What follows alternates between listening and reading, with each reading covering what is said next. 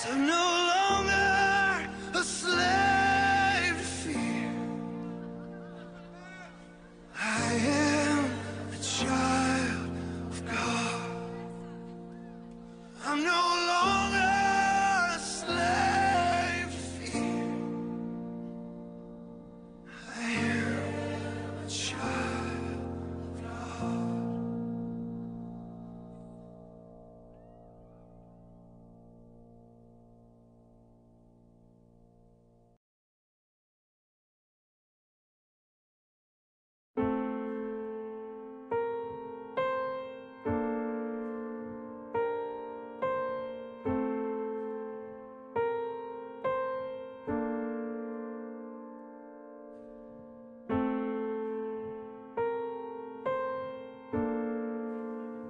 Adeyemi. We have an interesting topic that everybody should participate in, but I'm not going to say too much until we get into it. On set with me today, we have a very, very special guest, Pastor Nathaniel Adeyemi, and he's going to be sharing his insights with us. And he's the CEO of Project People and also the campaign manager of Bella Durotoye presidential campaign. And of course, we have Reverend Victor Adeyemi on set with us this evening. So, good evening, sir. Good evening. Good evening, Adeyemi. Excited to be on set this evening discussing this very, very interesting topic, and we can't wait to dive in. How about you, sir? Thank you. I'm really super excited to be here. And of course, I've been here a few times in the past, but not recently. So I'm really glad that we're talking about this. It's important that the church take a real front row seat in the conversation. And I'm glad Reverend Victor is making that happen. Thank you. So if you haven't guessed yet or you haven't seen the adverts on social media, we're talking about politics and who should you vote for. And starting off, I'm going to ask, sir, why should Christians participate in politics? You have people that believe, well, it's not a thing for Christians. Should Christians really participate in politics? Of course, Christians should participate in politics because politics does influence every part of our national life. Politics has a very strong impact on the economy. Politics has a very strong impact on policy formulation. It has impact on culture. It has impact on freedom, liberty, the expression of our liberty to free speech, to worship, and all of that. So to hide ourselves somewhere and not participate in politics, it will actually be tantamount to irresponsibility. I believe, especially since Christians are called to be the light of the world, salt of the earth, there is no way we can affect a world that we ostracize ourselves from and separate ourselves from. We need to be part and parcel of what is happening in the world on a daily basis, and politics is a major part of that. So every Christian should be interested in politics? We should all be interested. We should all participate to one degree or the other in the politics going on in our nation. Okay. Pastor Vicky, I'm coming to you now.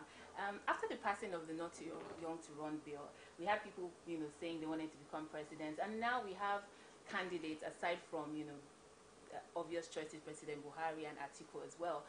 But one concern was some of these people should have started from the grassroots. So we have, Bella Durotoye, we have Mrs. Obieze-Kwesili, and people of the opinion that they should have taken, lower roles and then work up to the presidency. What are your thoughts on that?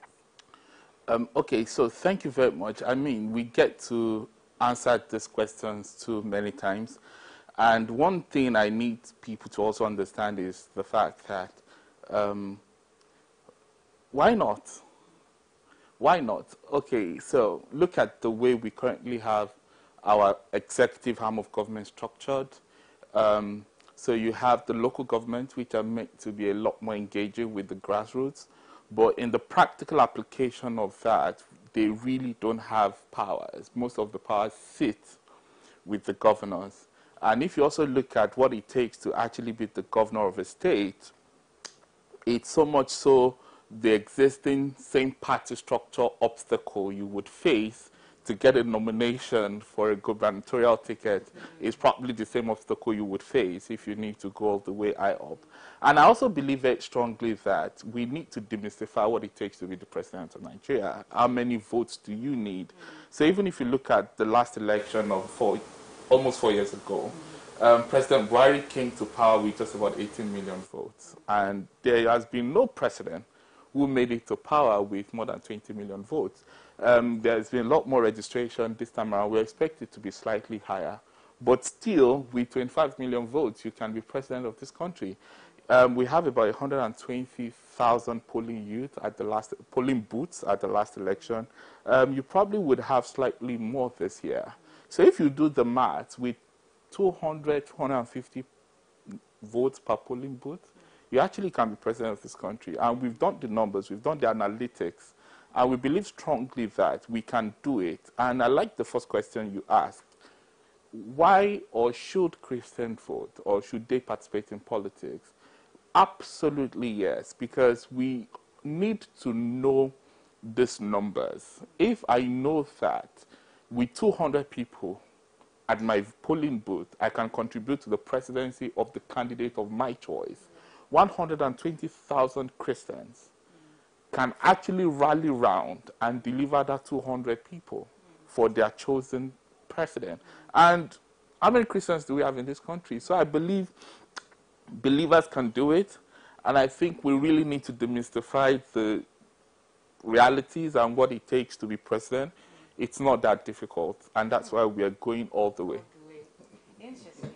So do you think it's realistic? Well, I have a slightly different perspective to it. The way he just presented the statistics and the analytics really makes it look quite simple, probably simpler than I've viewed it before. And so for that reason, I salute the courage of their team, and particularly of my friend FD. I salute he picking up the gauntlet and making this attempt at the presidency. It's born out of patriotism and a strong passion to see Nigeria get better.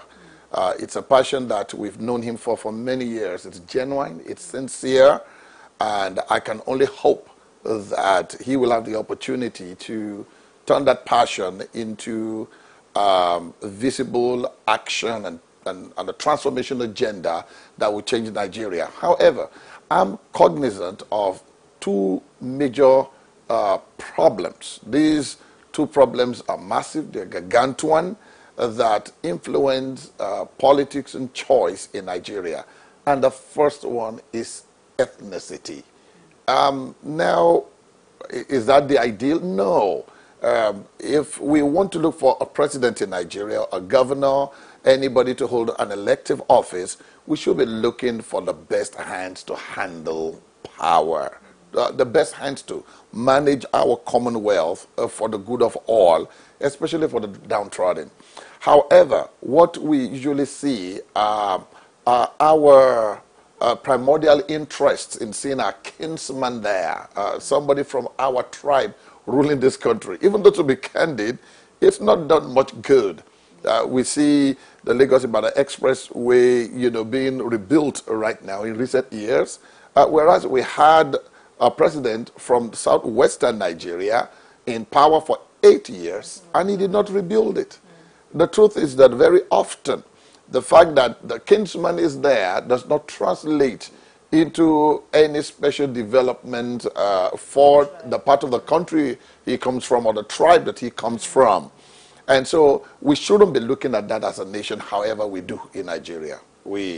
I remember, for instance, due to the annulment of the 93 elections by erstwhile military president Ibrahim Babangida, that the Southwesterns, the Yorubas in particular, were so aggrieved in this nation, and there was a lot of restiveness in southwestern Nigeria, calls for secession, desire for Southwesterners to go their own way, that by the time party democracy returned in 1998, they just had to settle for a Yoruba man leading the country in 1999, and the two major political parties that emerged out of that attempt to to return to democracy, both fielded Yoruba candidates, Olusegun Obasanjo and Falaye.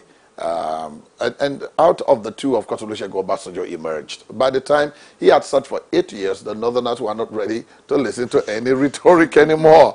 And so the two parties fielded Northern candidates again. Of course, unfortunately, the ruling president at the time, the late Umaru Yar'Adua, passed away.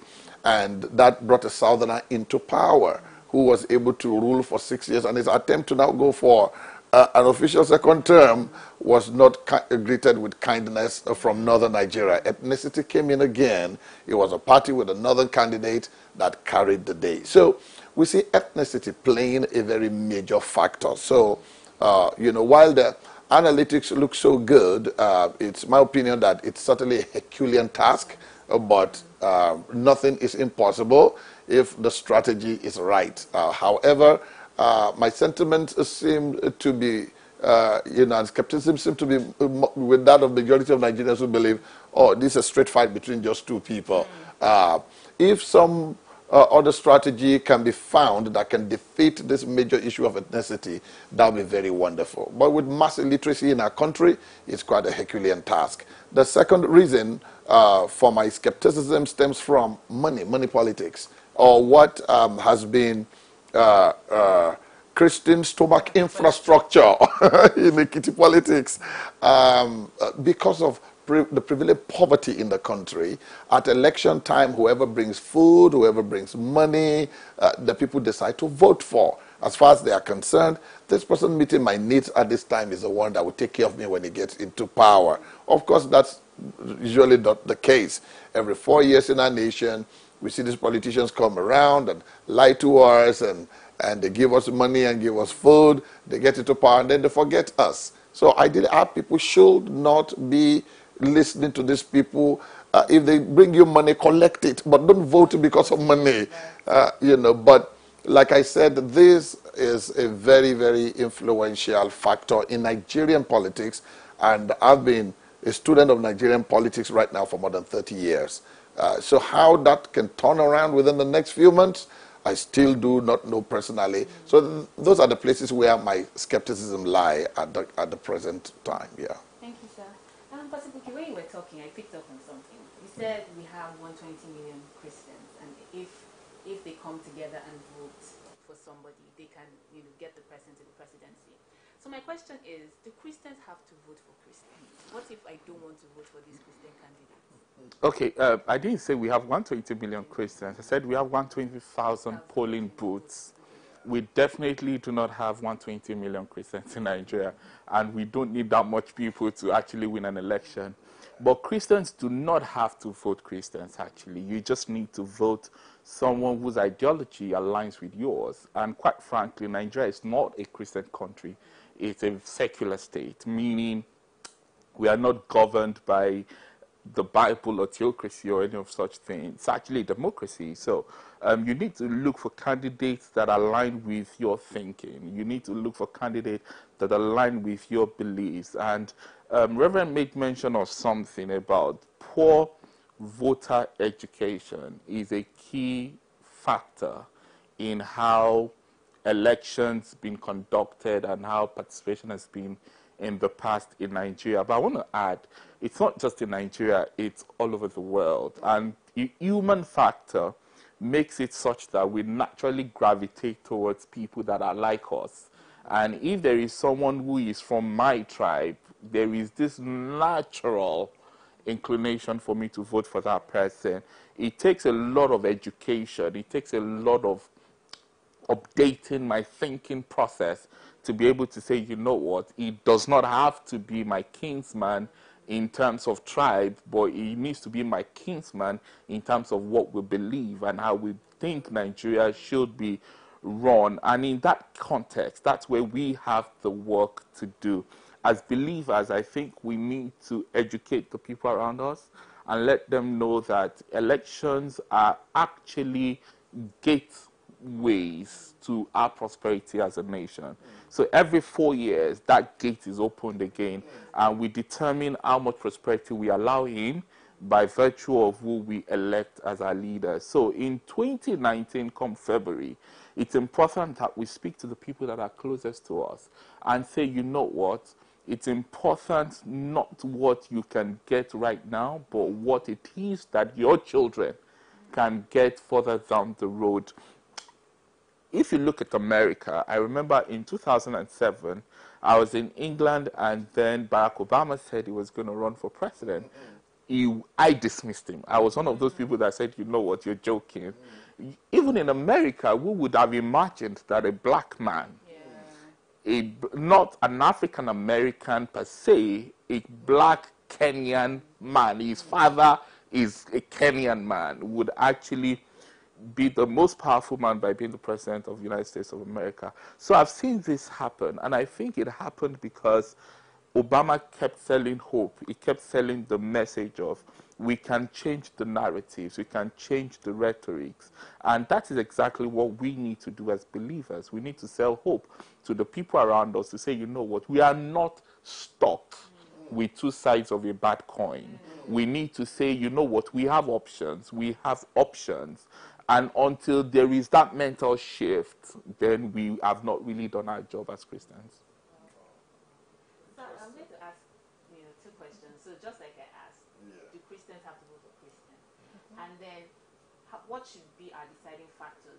When we're going to vote for somebody, what are the things we should look out for before we vote for somebody? I do very much agree with Pastor Nathaniel there that Christians don't necessarily have to vote for Christians. And the reason why I'm saying so is that biblically we can see God use people that we will not describe as people of faith in scriptures in order to carry out his agenda.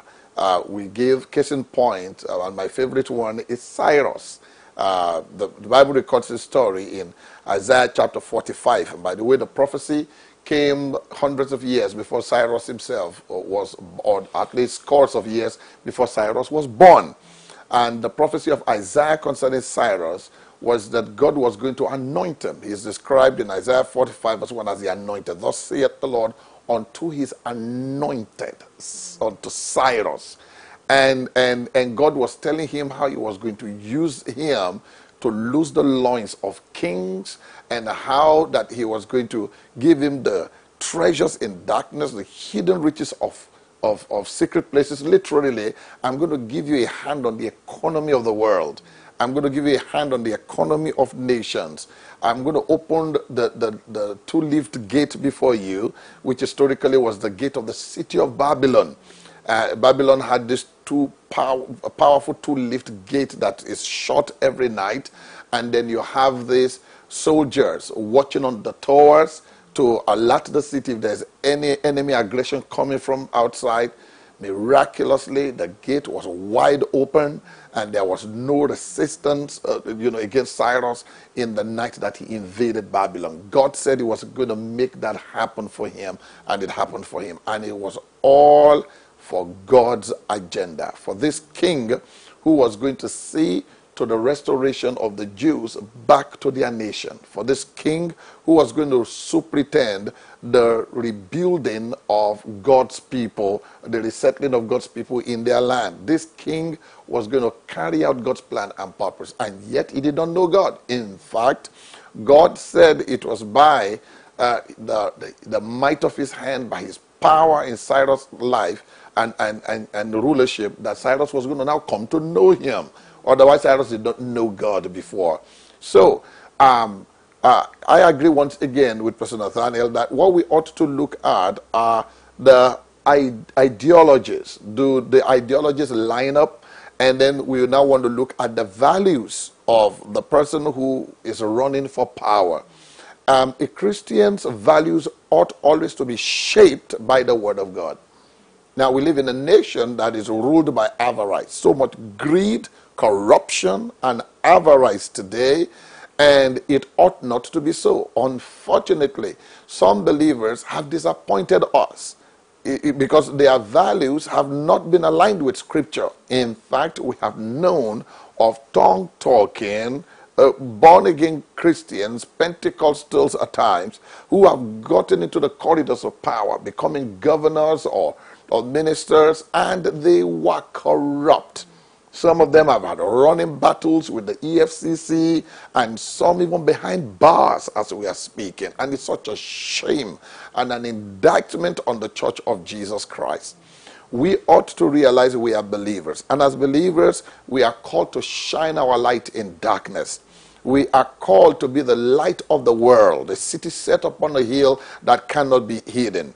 And we ought to look for people who share the same values. And at times, they may be believers, at other times they are not believers, but it is important that they are people who share our values. In a secular state like Nigeria, where we have Muslims and Christians and people of traditional religion, it is not practicable that it is only a born-again Christian that will always rule the nation.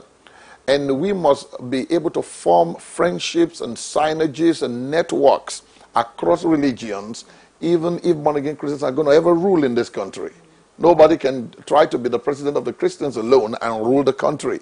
So what that means is we need to connect with people who may not be of the same faith with us, but however share the same values that we share.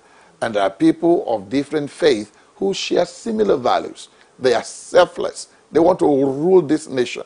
I mean, almost everybody in Nigeria today trusts our current president that he is not a corrupt man.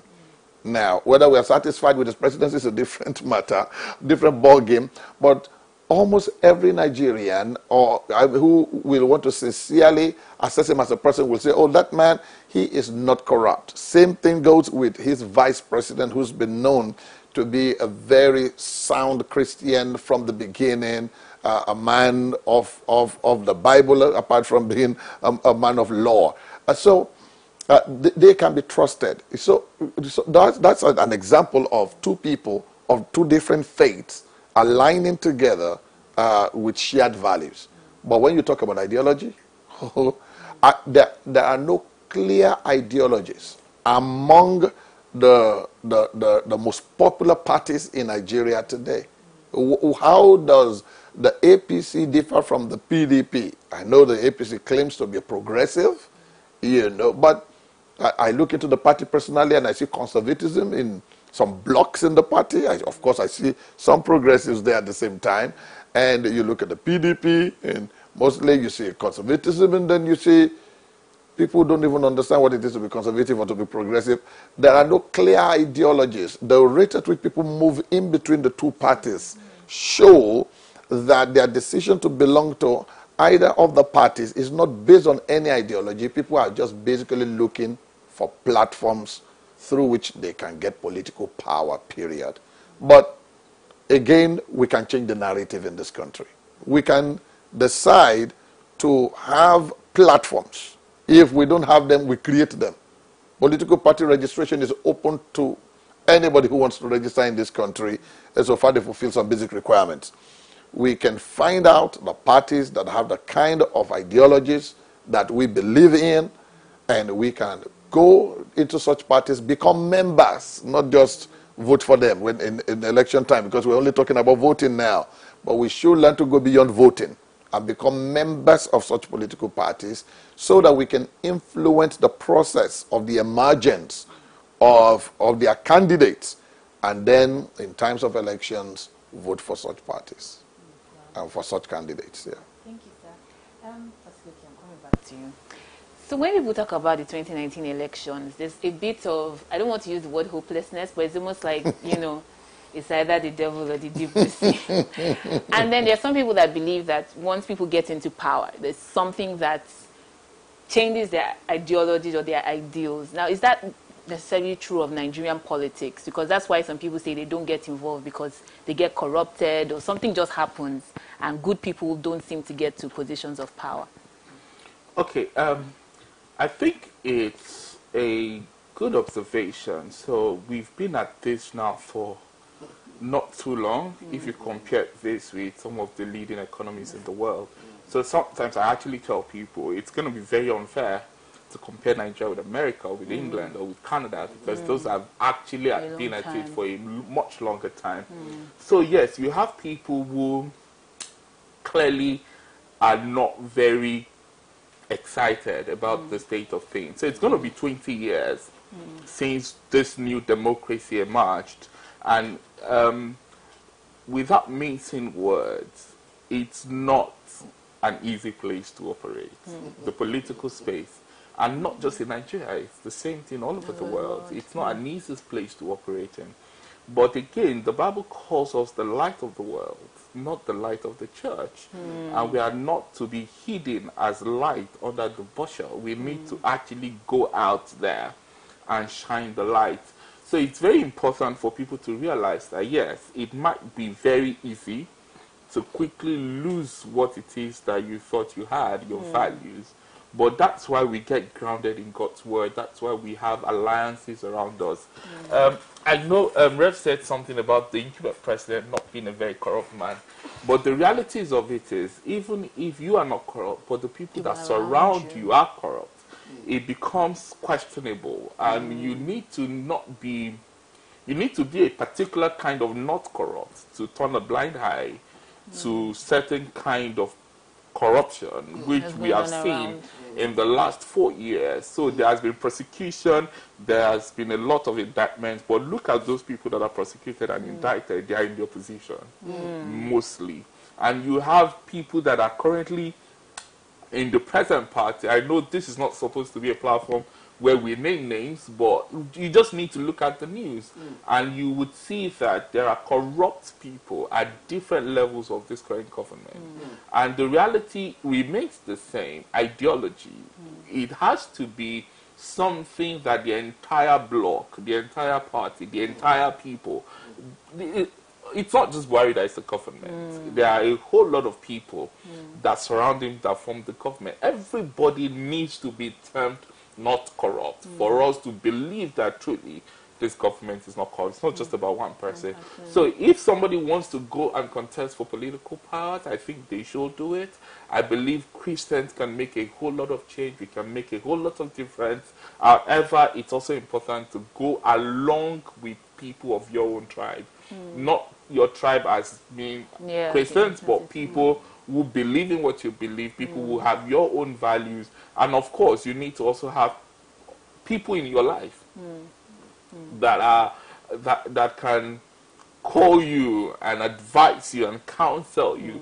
People that are not looking up to you for anything, but they can look truth in the face and speak, and they can look power in the face and speak truth to it. So if you look at the Bible, you see David, he has his Nathan.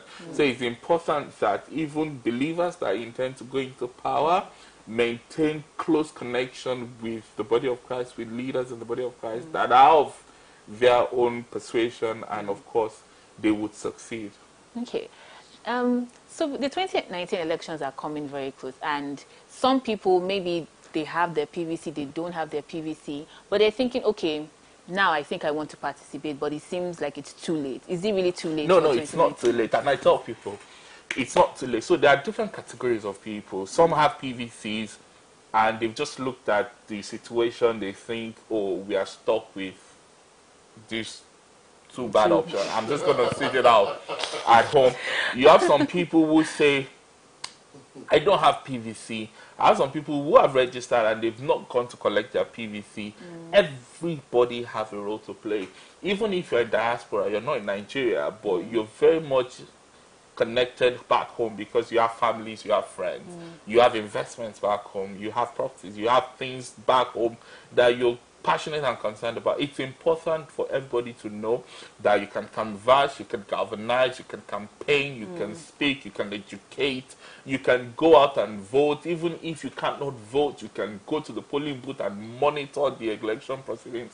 We all have roles to play. It's never too late to jump in the game and ensure that the right persons are appointed or elected at the various level of political power. Okay, thank you, sir.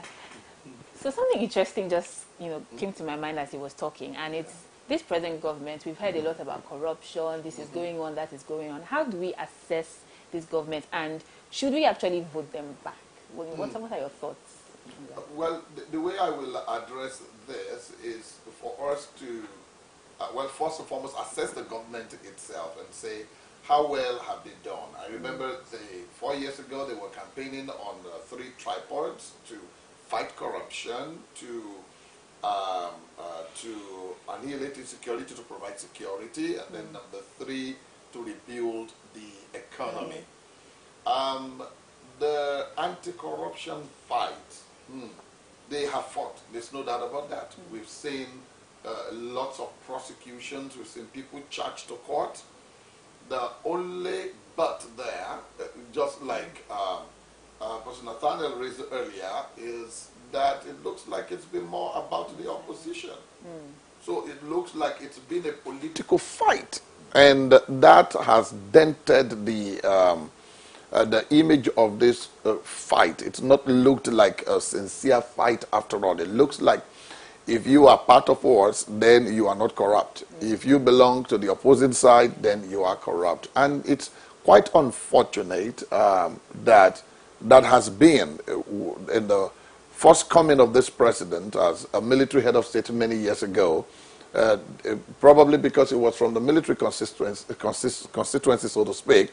There was nobody who was above the law.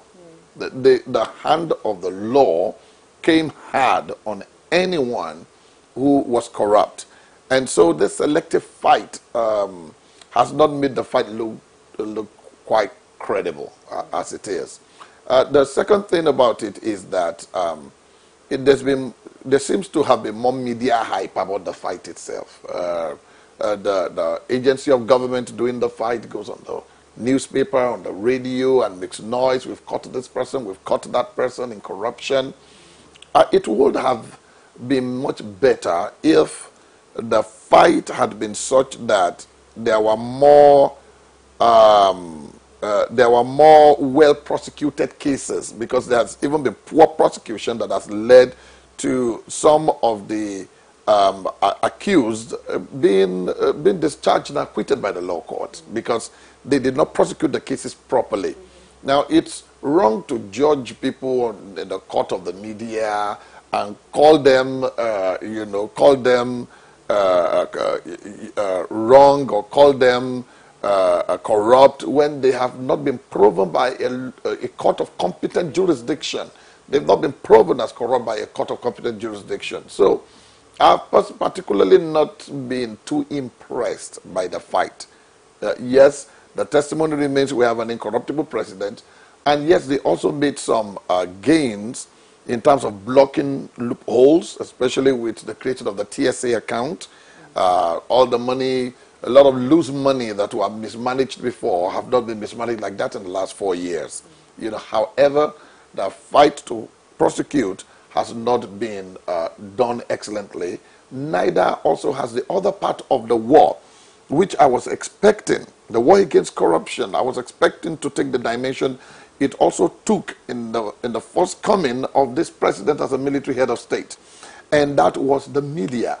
In those days, there was no social media. There were no cell phones. But I still remember very well as a teenager to be cognizant of the fact that there was a lot of propaganda against corruption on the radio, on television, even through posters, especially in public places. There were times when there were road shows against corruption. The noise was everywhere. And I mean, in those days, Nigerians would not line up for anything. Of course, they added a little bit of military might to it because there were soldiers with horse whips in bus stops and post offices, and so on. But we began to see a semblance of order in the nation, not just because people were forced to line up, but because people were taught. There was a lot of information. There was a national reorientation taking place then. Because right now in our national psyche is this idea that corruption is just the way to go. So much that you can almost rightly say that the average Nigerian is a corrupt person. Wherever he finds himself. This is not just a matter of going into government and stealing our commonwealth alone. You have people working in small businesses and they are cheating there. I mean, just Just yesterday, I had the news of a sister of mine running just a mere poultry farm. And a guy working with her there stole 700 birds from her poultry farm. Stole more than he left in the farm at the end of the day. And such stories are everyday stories in Nigeria. People at smaller levels of operation, running a mere primary school, running a secondary school, are corrupt at all of those levels. So what you see in government is just a reflection of the larger society. What do we need? We need a campaign. We need a strong message from the leadership of the nation, from his entire cabinet, that will catch on to every state governor, to leaders at all strata, a message that will go into the curricula, into school curricula at every level, from primary to tertiary level in our nation, so that this campaign goes on everywhere, enters every church, every mosque, every neighborhood, that this corruption is destroying our country. And so we can start thinking differently as a nation. That we sure need to look at that. So assessing this government, looking more to me like below average there. Fighting insecurity, I would say above average. I remember what nightmare Boko Haram was 4 years ago. The nightmare is still there in certain pockets of places in northeastern Nigeria, but honestly, this government has made a lot of gains in that respect. There are lots of places where election is going to be possible in 2019. It was not possible in 2015. We discovered people, a number of people have been resettled from the IDP camps right now back into their homes, even though we still have a lot of people in the camps. But the population has reduced largely relative to what it was 4 years ago. Then we go on to the issue of the economy. And again, that one is a little bit of a challenging one to assess. While we are out of recession, and we can give them a plus for that. They've taken us, this government has taken us out of recession. We just didn't want to come out of recession. We want to move forward into economic growth. And we've not seen tangible growth since. So many people are out of work. Now we are being adjudged, perhaps, one of the poorest governments in the world. And that, is it that we already do, or we're about to have the largest population of poor people in the world? And it's just such a national shame. So it's a little bit difficult, to believe the current administration when they are touting their efforts in that regards. The other day, I was reading about how, so much more has been invested in power in the last 4 years than in the previous 16 years before then. And just shortly after that power went out in my neighborhood, and I'm wondering, I was trying to scratch my head, like, is there really a difference from the way it was 4 years ago?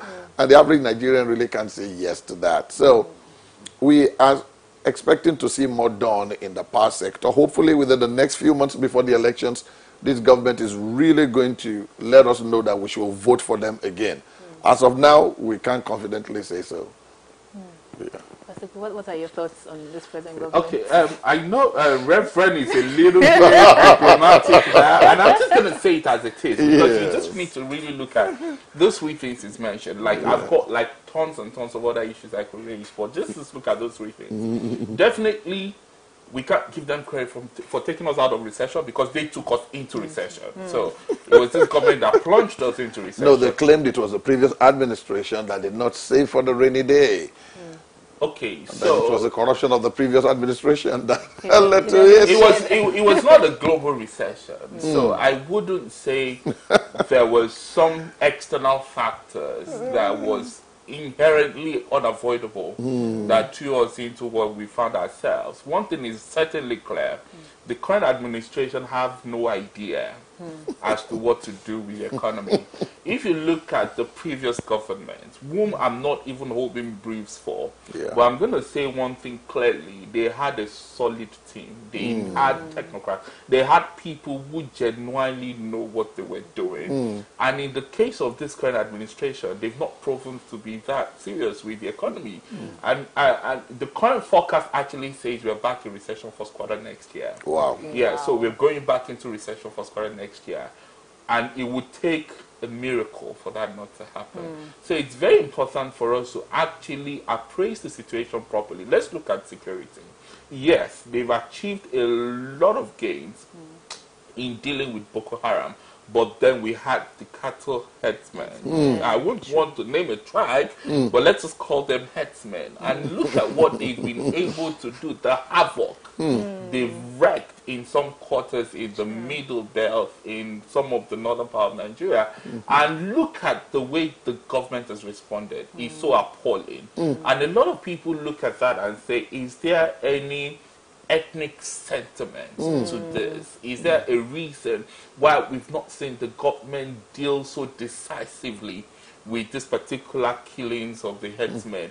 Look at even the rhetorics, the way the government responds. Look at what they say.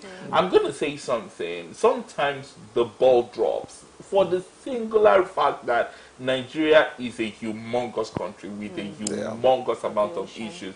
But you need to also think about, how is my government responding? Are they empathetic? Are they feeling my pain?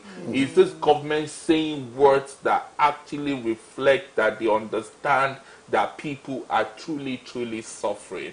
Have we seen the president march to Plateau State and demand a stop? Have we seen any clear investment of the government in dealing with that particular epidemic? I don't think so. I have not seen it.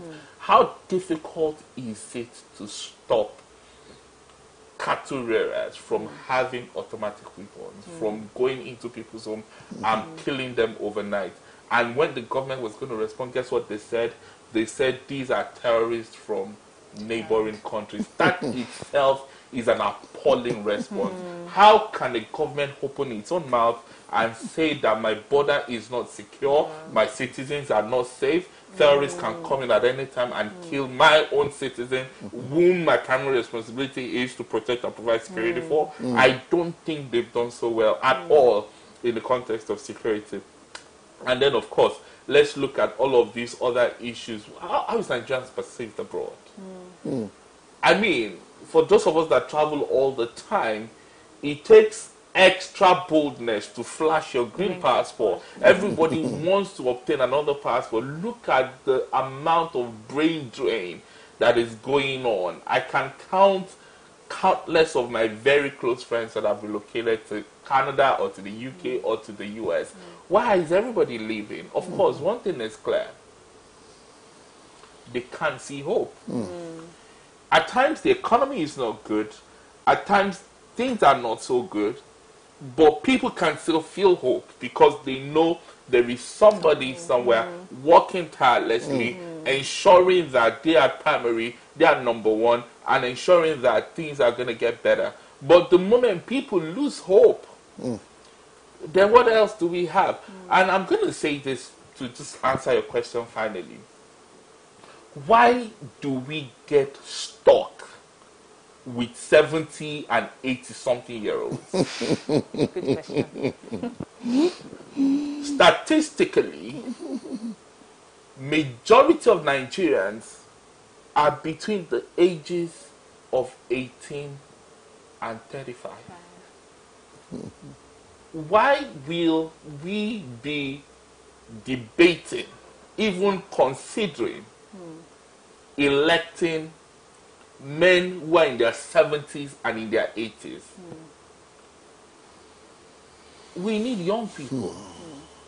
Not just because they have the energy, but also because they understand the times and the season.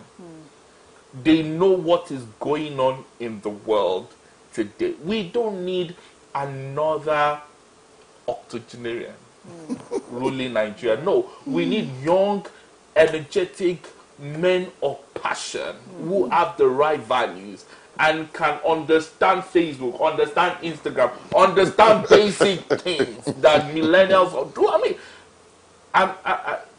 there were some people who vote this year that have never, ever, ever known anything but democracy. True. So if you were born in 2009 or 2010, or even some part of 2011, you will be eligible to vote next year. The 2001, you mean? Yeah. Yes, 2001. Yeah. Some part of 2001. You will be eligible to vote sometimes next year. Why will that person be stuck with a 70-something-year-old? That's why we're saying we have other options. Credible, honest Nigerians. They need to be the people we are considering. Instead of the old people. But if I make a comment here, the old people have experience. If you look at the old guys we have there, you look into their pedigree, and you will see that they have ran government at lesser levels before. And some of the new young faces do not really have experience. Okay, they so don't have let the me say- track record of management at high levels. Okay, so I How have do we know they have the experience- capacity to run a whole nation? I have experience using a typewriter. I can type very well. I've been using typewriter for 50 years. How is that person relevant today? In the days of the iPads and the iPods, and it might look like an absurd comparison, but the reality is leadership needs to be demystified. We don't necessarily need to think of leadership as something that can only be attained by certain people with certain amount of gray hair. The reality exists that there have been countries, the president of Canada, the president of France, they are very young men. Very, very young men. These are much larger economies. And these are much larger economies. So to think that we need those people, I would say no, we don't need them. We are not stuck to them. We can, and sometimes you just need to even acknowledge an area of weakness. So the reality is, no matter how old or how young you are, you can't be perfect, you can't know everything, you can't be excellent at every single thing. But one thing is important: you need to have the energy, you need to have the foresight, you need to be updated, you need to know what is happening in the world, you need to be able to speak the language of the world. The men that we have in their 70s and 80s have no clue what is going on in the economies of the world today. And when I have a shortcoming as a young person, if I can provide leadership to experts, to technocrats, to similarly minded people with similar values as I am, that's all I need. But are the Nigerian youth really ready to take the reins of power? Now, that's part of where my own challenge lies again. I would like to see young people ruling this country. But I remember turning to a friend of my daughter recently, and I told a young man, I said, young man, looks like your generation is a hope for this country. I said, the Nobel laureate, Wale Soyinka, said some time ago that his generation is a wasted generation. And I said, my own generation is almost coming to the same point right now to say the same thing, that we are also wasted. I said, the hope is in your generation. He said, sir, I'm afraid of my generation. I'm afraid of my... I said, why are you afraid of your generation? This is a young man, less than 30 years old. He said, because of the evil going on in my generation. The level of fraud, the number of fraudsters among the young people, the restlessness, the impatience to make money, the penchant for shortcuts. And I now realize that the corrupt parents have raised corrupt children. So I'm really wondering whether the hope is, after all, in the younger generation. Is it a generational thing right now? Or we should just simply be looking for the right people in whatever generation they are? So that's where I believe we should throw this thing open and basically focus more on values in choosing who we want to choose to vote in the coming elections. I must, of course, confess that you will find more problems with the older generation than the younger generation. I am a little encouraged by some of the names that I've seen out there. I only hope that their platforms can take them there. Feladuro Toye, Obi Ezekwesili, who has actually been in government before, and wherever she was, she just was brilliant, exceptional, incorruptible. I remember her Madam Due Process that she acquired in the days of the Olusegun Obasanjo administration. And the likes of Kingsley Moghalu, very, very brilliant. And then there's this governor that did exceptionally well in the southern state, Donald Duke. These are the kinds of people we are seeing right now. My hope is that they can all come together, forge an alliance, and build a platform, a united front that will be strong enough to truly challenge the gladiators in front, the leading gladiators right now, so to speak.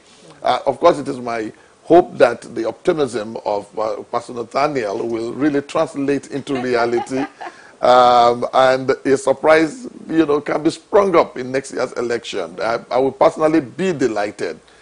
For now, the antecedents of history are still affecting me and affecting my expectations, or they are really, will I say, reducing my expectations about next year. It's challenging doing it for your heart to be broken over and over again. Keeping hope alive is one of the most challenging things in this nation. For the life of me, for decades since I was a very young man, I've been hoping every single time a new leader emerges in Nigeria that the Nigeria of our dreams is about to emerge, the Nigeria of our dreams is about to emerge, the Nigeria of our dreams is about to emerge. And here I'm turning 50 next week. So gradually I'm realizing I'm growing old. So will this Nigeria emerge? We are struggling to keep hope alive, but hope is still alive. By God's grace, we believe this Nigeria will emerge. Speaking of hope, I watched the Osun State, the elections that did, and I was really worried that is this the same thing we're going to see next year? And it was the same thing with the APC primaries. What are your thoughts on that? What played out in those two scenarios? Are you bothered at all by it? Of course, I am bothered, definitely bothered, and I think every Nigerian should be bothered, where election rigging is still a thing, where you open your eyes right under your nose, you see drama and abracadabra going on. Of course, that is worrying, that's disturbing, and that's why, again, it's hard for me to say the current government is not corrupt. It's very difficult to say that, honestly. So yes, that is very worrying. But that's why I'm going to also say that as we vote, we don't just cast our vote and go back home. Okay. The current system is designed to frustrate the elites. And people like yourself and myself, look at what it takes to even register. Yeah. How more complicated can the life of a Nigerian voter be? And you see the way on the election day, you first need to go in the morning to do accreditation. And then they decide how many people came out for accreditation, and then you start voting. And then you see very long queues, you see the way the whole place is set up, you see the environment and all that. If you are an elite or you are somebody who has some level of exposure, all of those things would be very sacrificial. But guess what? The corrupt people, and especially those who have the government money in their pockets to expend right now, would buy rice and clothes and Ankara, and then they would give to people who don't have a home to go to or rush to anyways. And then there will be a lot of ballot snatching and all sorts of thuggery at the polling units. So this is what I'm going to say. I'm going to say that if you're going to vote, make sure that your vote is protected. And if you are not able to vote because you don't have your PVC or because you don't live in Nigeria, make sure that is part of the voter education. Tell people, stay back at the polling unit, monitor the election, make sure the votes are counted. raise alarms if you think things are not done properly. And in the days of social media, you can take videos, take pictures, make recordings, and definitely we would try our very best to make sure that our votes count this time. So are there platforms online where people can get more information about their rights, what they can do at the voting when they get them?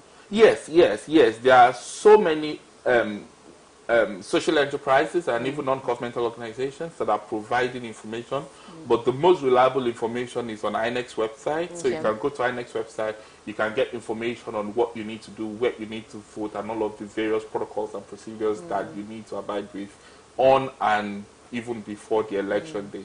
Okay, so we've spoken about who to vote for, how we should vote.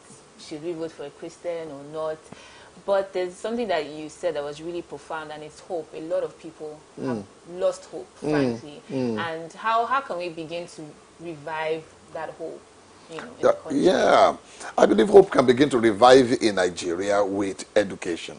And that's why at times I wonder if it's an elite conspiracy in this country to turn a blind eye to human capital development and to ensure that people really are not well educated, neither are well, that people are not literate, and neither are they well educated about their rights as voters or as potential voters in this country.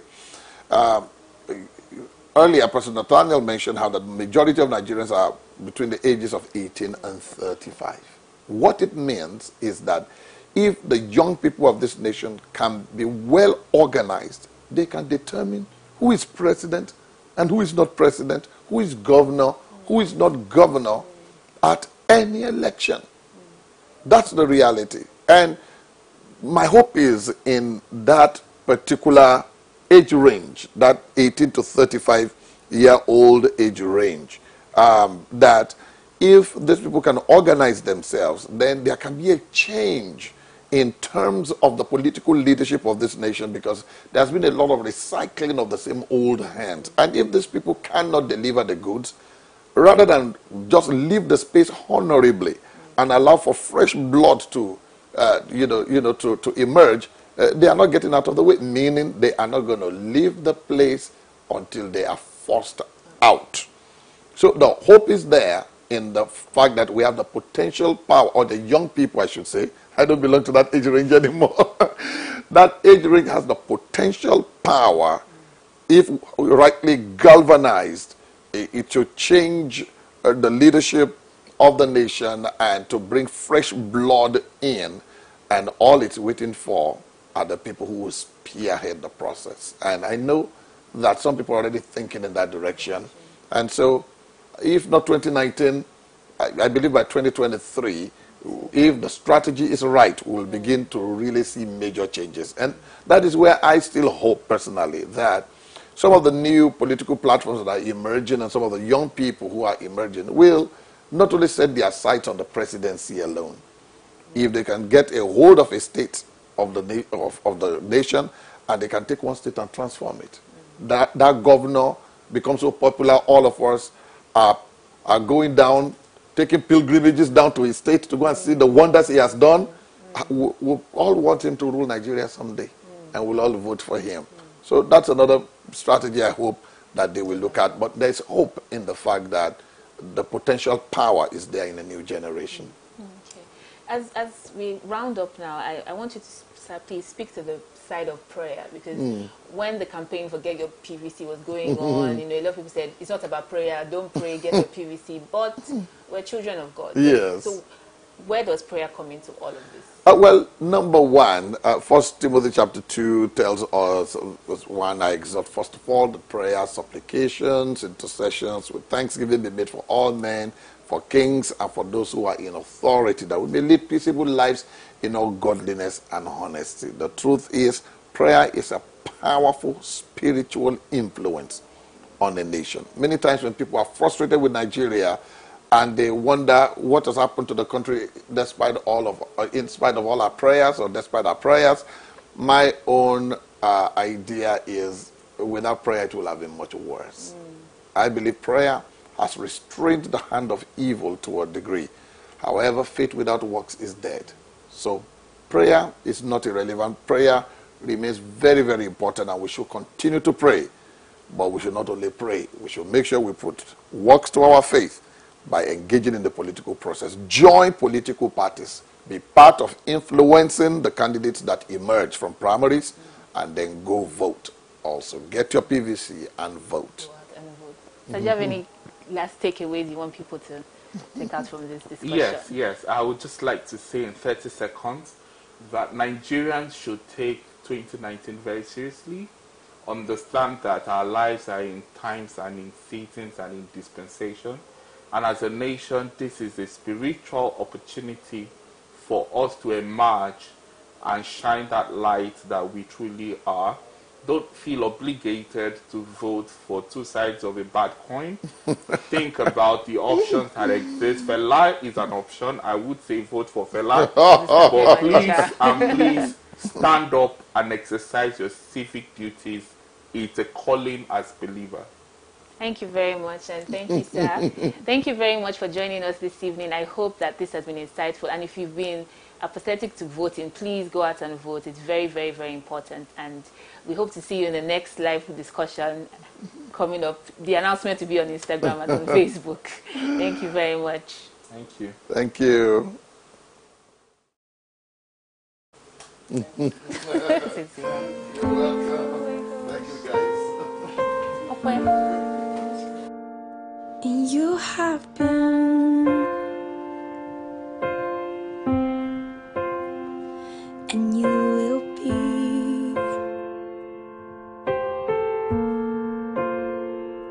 You have seen